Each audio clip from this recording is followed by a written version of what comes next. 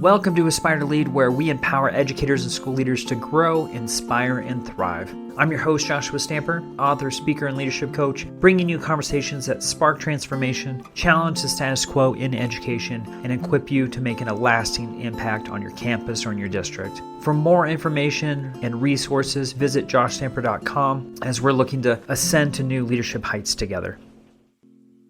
Welcome back, everyone, to Aspire to Lead. I have the honor and pleasure of having someone that was just a keynote on a wonderful Thriving Educator Conference that was just a few days ago.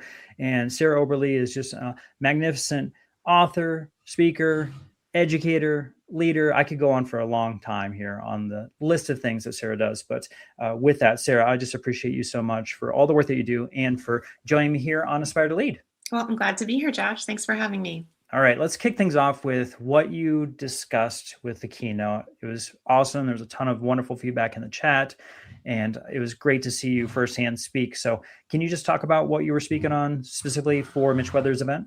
Sure. So I spoke about executive functions, which I think we hear in our field, and it's often inaccurate the way that people use the term or the way that it's described. And so I really dug into the research and the science to find out what exactly are executive functions and what does that information have to do with education. So executive functions are not behaviors. They are very often described as behaviors.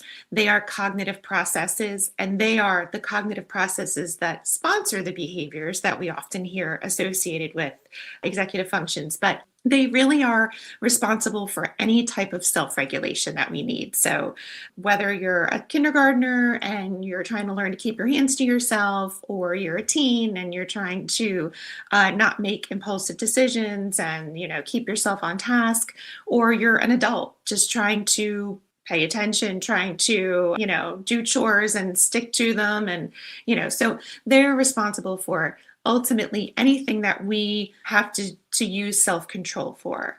And very briefly, there are 6 cognitive functions that make up executive functions. So there's 2 different categories, 3 being higher order and then 3 being core. So the core are the first to develop. They're the very basic: working memory, inhibition. So we're talking restraint, but we're also talking the ability to discriminate when you're trying to pay attention, what I should be paying attention to and thinking about, and what to sort of ignore.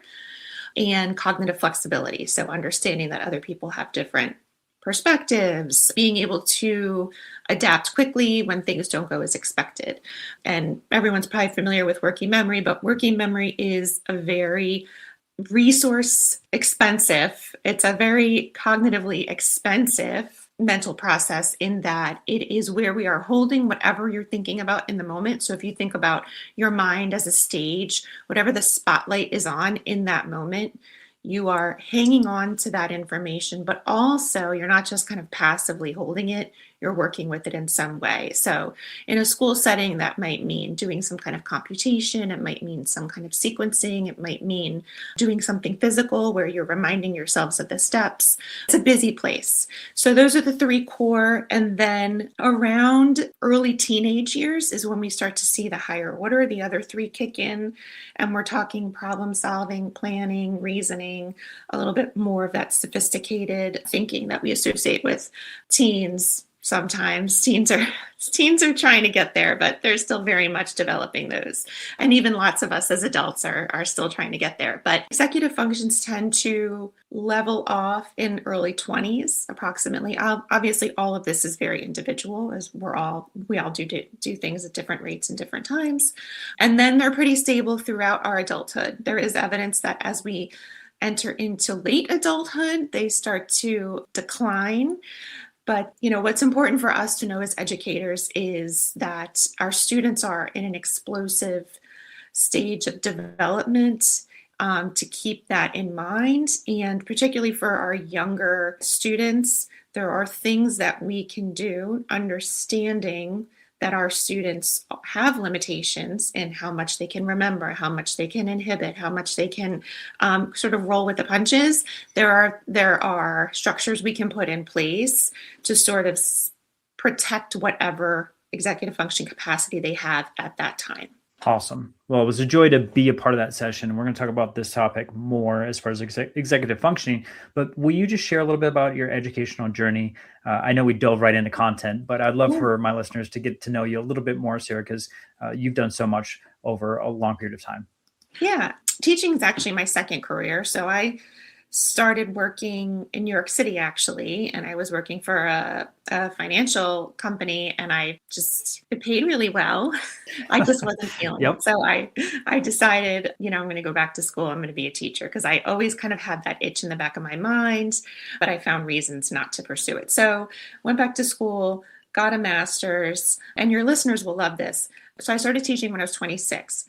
About November of my first school year, I looked at my colleagues and said, "So do we get a bonus?" And they The end of the year bonus, right? that was the last time I ever asked that question. They're like, "You may get some candles and some ornaments and some lotion for the holiday, but yeah, no bonus like, the old career." So I have been teaching first grade. This is year 18. I think like a lot of us, the first probably 5 to 7 years, I just did what I was told, followed the programs, and kind of looked to my team to be an example for behavior management for lots of things. Still felt kind of insecure in actual teaching, decision making, things like that. And then I would say about the 10 to 12 year mark, I feel like I've got a good grasp on this. And I feel like there's a lot of things that don't make sense to me. And so I started asking questions. I teach first grade, so we are teaching foundational literacy skills, and started to notice there are things out there that you can read and you can listen to that are really helpful in understanding your students that are not progressing, like why and what can you do besides just the workbook that you're given to facilitate during a small reading group time. I really wanted to know what's breaking down behind the scenes, because as teachers, we're not taught anything about the actual process of learning. So, I think that curiosity just led me to start. It was kind of a slow start. It was like, listen to a podcast, read an article. Then I started reaching out to some people that I frequented listening to, that I felt like understood, or that I felt like explained this information in a way that resonated with me. One thing led to another, and I was like, I should just go back to school. So right during COVID was when I decided to apply to grad school, and that took me to University of Delaware, which I really wanted a program that I could do in person. And I wanted to, work with peers in person. So, which of course it was COVID. So, we navigated that. But anyhow, I worked on my degrees in educational leadership, which I initially felt like I can't do educational leadership. I don't want to be a principal. I don't want to work in district office. So I need to get a degree in something else. Over time, I came to understand that, and I'm sure you know much more about this than I do, that educational leadership is much more than just an administrative role. So my degrees in educational leadership, I got a certificate in cognitive science, which was really the piece that I was fired up about, the understanding how our thinking happens, things like memory and attention and motivation. Those were the things that I was really interested in. So, I finished my doctorate in 2024. And since that time, I've worked with nonprofits, I've worked with international organizations who want to have the United States as a customer and want to understand sort of what the inroads are to working with LEAs, SEAs over here, and sort of translating some of their content. So, from the UK, sort of helping them say, no, we wouldn't say it like that. I've worked with Digital Promise. I've got my hands on a lot of things, and it's really because it excites me. Mitch Weathers and I just wrote a book. We're waiting for it to come out in April, so in a couple of months now, on executive function, specifically for lower grades, because as a lower grade teacher, I always felt like we get clumped in with K-12. K-1-2 we are so nuanced. We need our own content. We need someone who understands how to contextualize anything really for the younger ones. So I felt like it was important for us to create something specific to that audience. Awesome. We'll definitely be touching on that book at the end of our conversation here, but I want to talk about the classroom because you made such a great point about how we don't really learn about the science of learning. And I'm thinking, with all of your support that you're providing educators, also, the 18 years of experience in the classroom, what are some of the misconceptions that you see specifically toward attention of students and maybe memory in general? And then how do those misunderstandings show up in everyday instruction? I think the biggest, not misconception, but I would say, and this goes back to even some of our, as teachers, our assessments. Administrators are looking for, we want all the students talking and we want all the students engaged. And so I think that, that is kind of a masks potentially what real learning is. So if you walk in my room and my kids are all chit-chatting and they all look quote unquote engaged, that does not mean that there's any learning happening. And so, making a blanket statement that there needs to be tons of dialogue and, what does engagement actually mean? Because I could be engaged and I'm not thinking a darn thing. I'm not making any connections. I'm not thinking about the content at all. I'm looking and nodding my head, or I'm talking to my neighbor. So I think that, that's one of those criteria on the checklists that I challenge people to think about. Well, what does that actually indicate? Like engagement is, as lots of people have said, engagement is a poor proxy for learning. So that's one of those, I guess it kind of is a misconception, but Yeah, I think so. yeah. And just, I think the idea of busy work, particularly in with the kids that I teach in my grade levels, when we're trying to juggle, we're meeting with a small group. So like centers for anybody who teaches the lower grades or, is in a lower grade school, a lot of that is again, engaging. Are they actually learning? So I think we have to stop and question, how do we create an environment that actually does lead to learning? And then how do we measure that? Like how do we know? Because we know that having kids talk and look busy does not indicate any learning. Not at all. All right, let's talk about what teachers have issues with a lot of times is just like how busy things are, right? We have to cover a lot of material quickly. And there's a balance, obviously, right, of the curriculum demands, but then also the brain's limit. And you talked a little bit about this at the beginning. So for, attention, working memory, cognitive load, what is something that the teachers can do to, again, help balance the demand component of it, but then also the overload that sometimes students feel? Yeah, I think one of the things that we take for granted is the fact that we really need to make part of our instruction first orienting our students' attention. So you're making sure that, are you with me? Whether that means I need you to direct your attention towards me or we're looking at something else, but taking literally a second to tell them where they should be attending and making sure that they're all with us. I certainly know the pressures of, we got to be at lesson 5 by Friday. And I totally get that, being still in the classroom. I have found that breaking up your lessons or your instruction into a little bit, and then we check and a little bit more, and we check and a little bit more, versus, you do a whole bunch and then you wait till the end and you find out it kind of fell apart.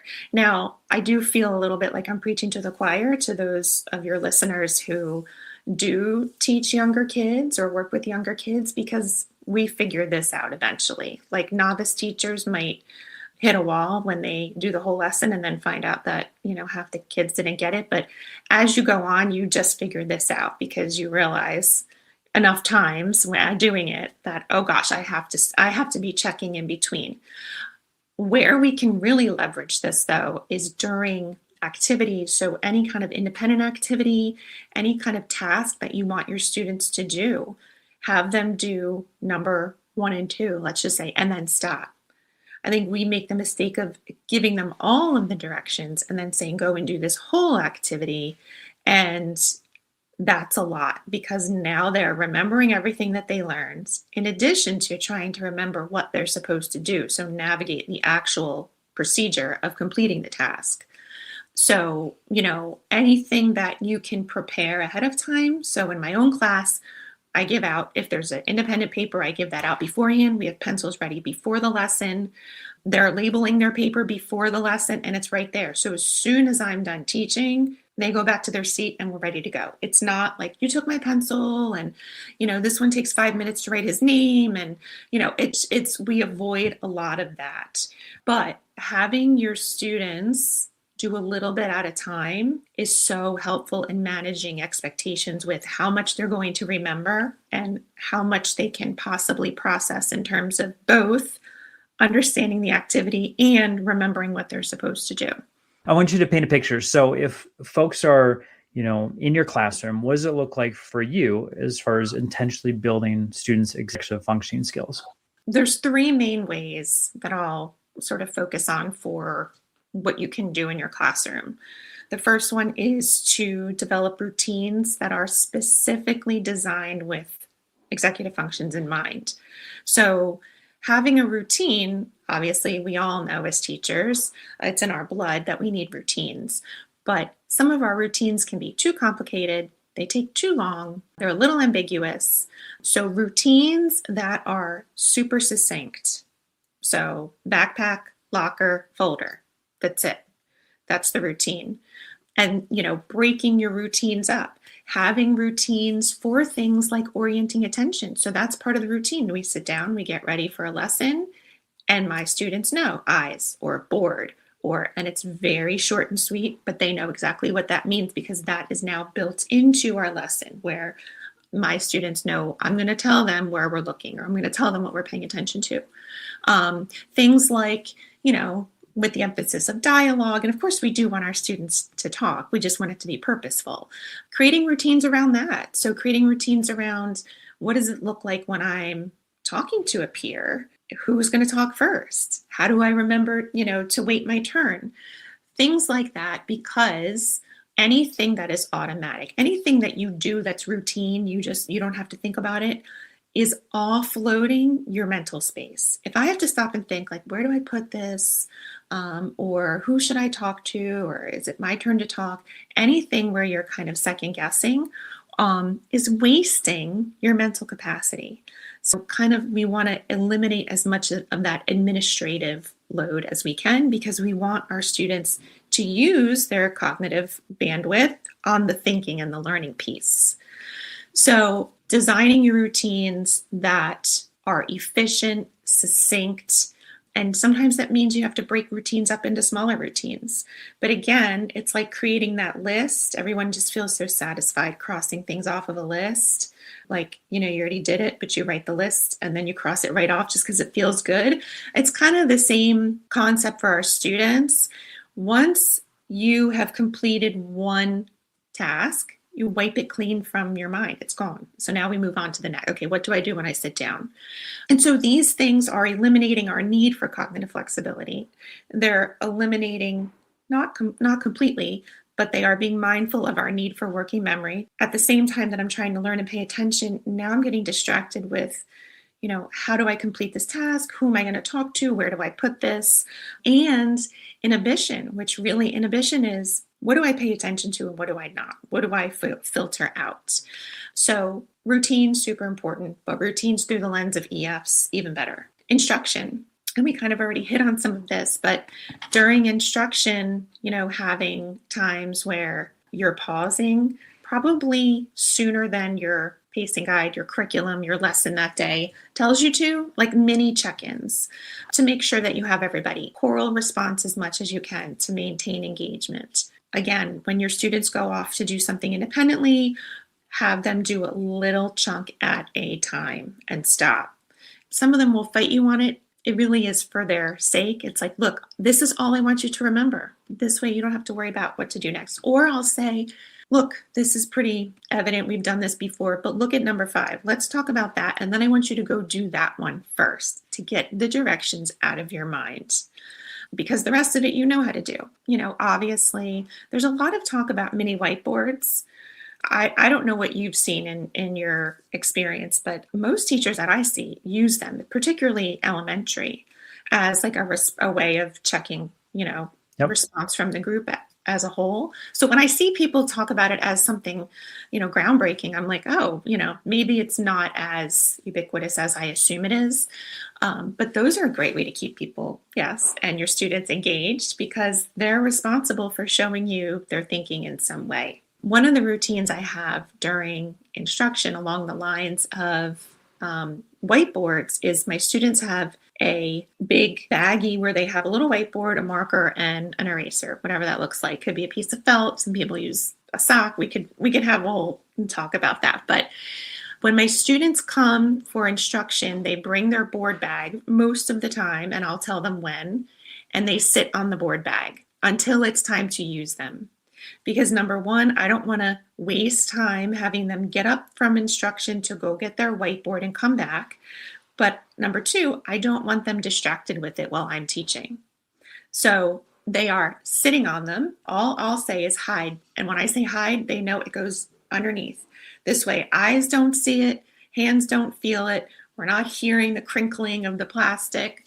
And they learn that very quickly, that, that we're going to use this tool, but it can be very distracting. So let's keep it away to prevent ourselves from getting distracted. The third aspect of the classroom that I really talk about a lot in regards to executive functions is the actual physical space. So we want to think about our environment visually and acoustically. So and I always say you're probably not the best judge for your own room because you've already habituated to everything in there.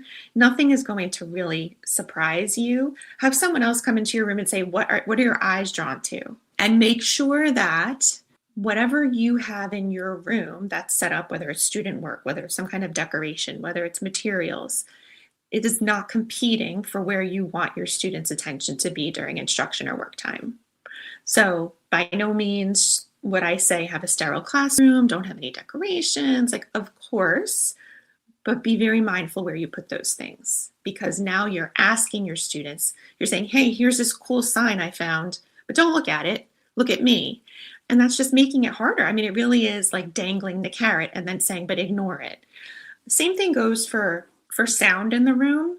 And this also touches on the sort of, we want to have a boisterous classroom. Noise for the sake of noise and talking for the sake of talking is actually damaging to our students' attention because as humans, we are wired to attend to language. Even if it's not our own language, when you hear language, you cannot help but pay attention to it. So, if you have a time when you want your students to really be thinking and working, having other students chatting is very harmful. If you have a time when they're talking, let them all be talking. Or just think about the fact that voices can pull away attention from where we want it to be. Hallway, we can't control everything that our students see and hear. I can close the window, but they're still hearing that the kids are at recess and that's where they want to be. And I can't do anything about that. The other day, I'll tell you a quick little funny story. The other day I was teaching and I noticed my students' eyes kept looking above my head. And I finally turned around. I said, what are you looking at? And there was a huge bug. And rather than saying I couldn't reach it, but rather than saying don't ignore it, don't pay attention, I said, everybody, let's all look at the bug and count to 20. Let's get it out of our systems because I knew me telling them don't pay attention to that is going to make them want to pay attention to it more. And eventually, if we all look at it, we get it out of our systems and then we move on. So obviously, there's plenty of things. We have people come into our room to pull out or people come in to tell us stuff. And I try to very gracefully say, if you can just pop your head, whatever you can do to not interrupt our flow because everybody's up and looking who just came in, who opened the door, who went out. There are also in that regard resources that you can have in your classroom that you can teach your students to recognize to use on their own. So things like dividers, some people call them testing tents or privacy walls. I don't know if older kids use them, but we certainly use them in elementary when there's some kind of assessment and we don't want them to be able to see each other's space. I just call them dividers because I don't want them to have a negative connotation. And my kids know you go get one whenever you need it. If the person next to you is clicking their pencil and it's driving you crazy and you've asked them to stop and they're not, go get yourself a divider. Or if you're I keep looking at so-and-so, get yourself a divider. So they know, they start to realize, oh, I'm getting distracted, which is amazing, particularly for that age. And I say, well, what can you do for yourself? Obviously, this requires a lot of upfront modeling and practicing at the beginning of the year. I also have voice recorders available. So when my students feel like they're, particularly during writing time, because writing is so demanding on your working memory, I'll say, well, let's record your idea, because the little ones, they're also using so much of their working memory, and their cognitive load in general is bogged down with the letter formation and, which way does this letter go and how do I spell this word? By the time they get to, back to the whole sentence, it's like, this makes no sense because they lost the whole idea in the process. So I'll say, let's record your idea so that along the way you don't forget.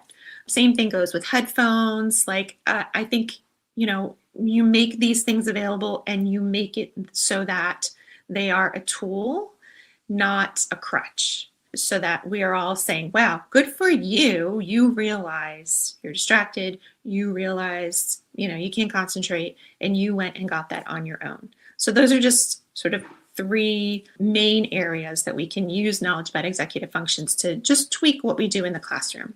Awesome. I love it. I'm going to put the title of the book on the screen for those who are watching on YouTube, but Executive Functioning for Every K-3 Classroom, Promoting Self-Regulation for a Strong Start. So what's the mission behind this book? Why should folks run to the bookstore and grab it, or click the link in the show notes, which they can pre-order right now? Well, Mitch and I wrote it for myself and my colleagues, because I'm still doing this every day. I'm in the classroom every day. And I think, and my colleagues will say, they can't pay attention.